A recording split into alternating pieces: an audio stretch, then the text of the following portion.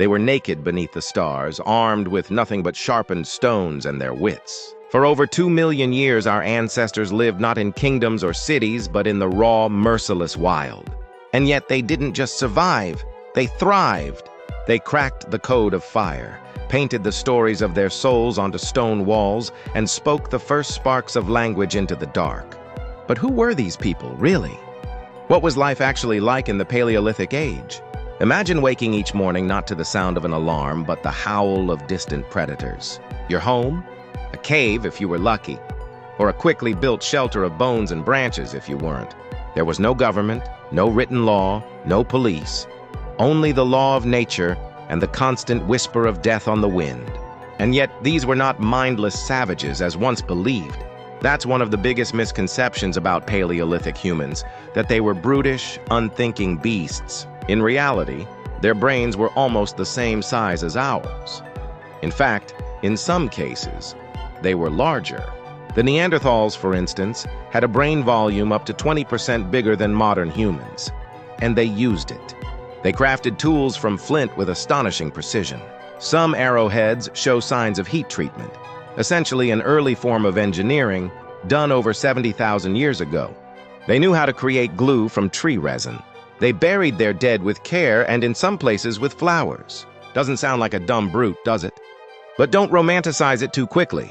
Paleolithic life was no prehistoric paradise. Life expectancy hovered around 30, if you were lucky. A simple cut could kill you. Childbirth was a gamble between life and death. Starvation, disease, and attacks from predators were daily threats. Even other humans could be deadly.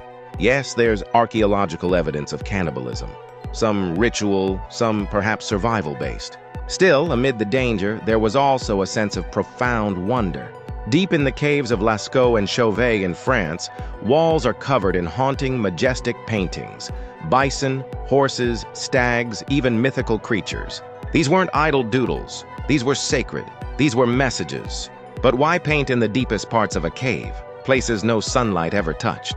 Some believe it was spiritual, a communion with the spirits of the hunt. Others think it was early storytelling, passed down in pigments instead of words. Whatever the truth, one thing is clear. Paleolithic humans had imaginations as wild as ours. Even love, as strange as it sounds, might have had a place. We've found ancient figurines carved with care, often representing women with exaggerated features, symbols of fertility, perhaps, or goddesses worshipped by early matriarchal clans. Could there have been courtship? Music? Some flutes carved from vulture bones suggest yes. They could play 5-note scales. They made music in the darkness. Now let's talk food. You might picture Paleolithic diets as all meat and mammoth steak, but that's only part of the truth. Yes, early humans were skilled hunters, but they were also gatherers. Women, children, and elders foraged for berries, roots, nuts, and herbs, often contributing the bulk of daily calories. In fact, some scholars argue that the gatherers, not the hunters, were the true lifeline of the tribe. And then there were migrations, epic, perilous journeys across frozen tundras and vast deserts. Why did they move? Sometimes it was climate. Ice ages swept in and wiped the land clean. Sometimes it was conflict or curiosity.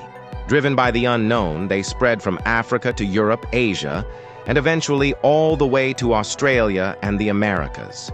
Without maps, without wheels, without even shoes as we know them.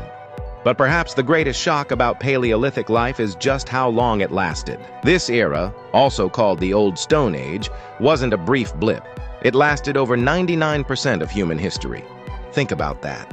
All of civilization, agriculture, writing, cities, wars, religions are packed into the last 1% of our timeline. For every one Mozart or Einstein, there were thousands of skilled flint knappers, fire carriers, and cave painters who never knew the concept of history at all. And then, just like that, it ended. The ice began to melt. Megafauna vanished.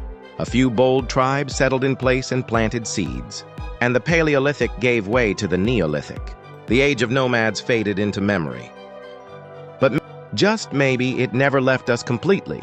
Deep in our DNA, we still carry the instincts of the hunt, the awe of firelight, the rhythm of drums, the urge to tell stories in the dark.